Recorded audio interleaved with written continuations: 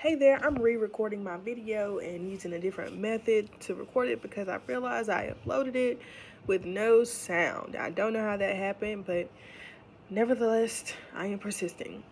This week we have been talking about Strasberg and his method of acting and how it deeply focuses on personalization.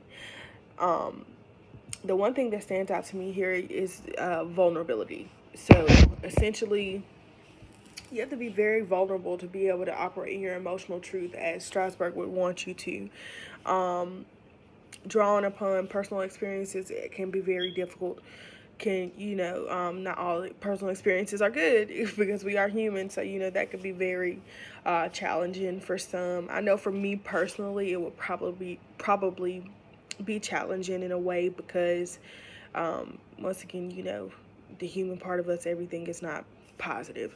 So, to be able to create that authentic and believable performance through my personal experiences, that would be a challenge for me because I would have to be one very vulnerable with myself. I think a lot of the times we focus on, how others may feel, but essentially this could be, very healing work for yourself, and, healing work is always challenging.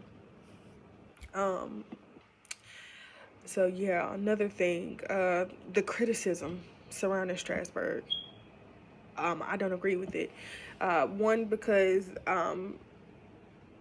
people feel that his method of acting may become where people are more self-absorbed and lead to performances that communicate that it is self-absorbed and that people are overindulged in their own personal emotions.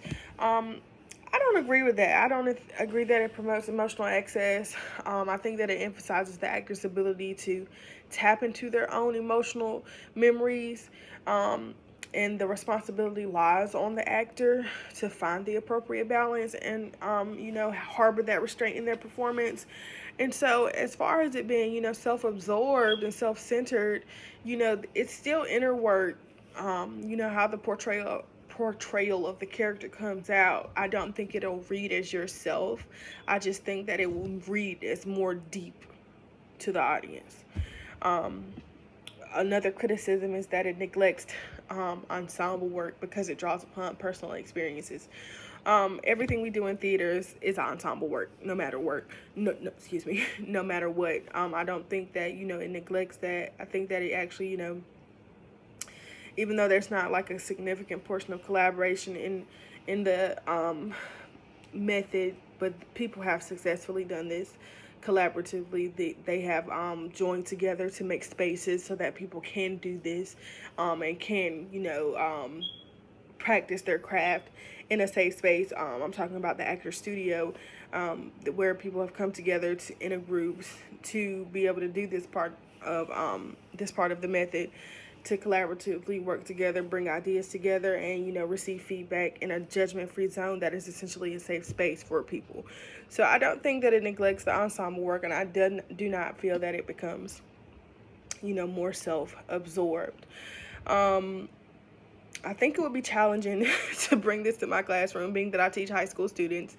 A lot of what we do as theater teachers, we're trying to constantly draw that personalization out of students, and because we live in the beast of social media, when we're combating that, sometimes it's hard to get students to open up more.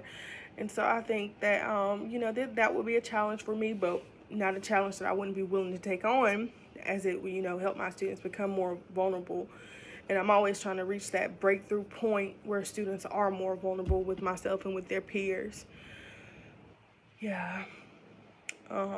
Last thing I wanted to touch on, Stanislavski versus Strasberg. Approach is very different, polar opposites. They draw on the same ideas, emotional memory, and imagination in some sort. But as far as the emotional memory aspect, Strasberg is more physical and sensory, whereas Stanislavski's more psychological. And both inner, right? Because personal experience, are within us. But Stanislavski's more, it's very much sort in the head, in the mind. So very different approaches, but they both evoke great emotions from performers. So is one better than the other? That's not for me to say. Imagination, Stanislavski believes that the actor needs to be able to imaginatively live truthfully under imaginary circumstances. Big statement there. I think that Stanislavski approach lives more so in, like, futuristic, as far as, like, something that we will always be able to do. Whereas Strasberg, because you have to draw on personal experiences, it is more so within the past, or somehow the present, but within the past. And so, once again, both methods, both systems, versus like everything's derived from Stanislavski, but both are very great approaches. So those are my ramblings. Those are my thoughts. See y'all next week.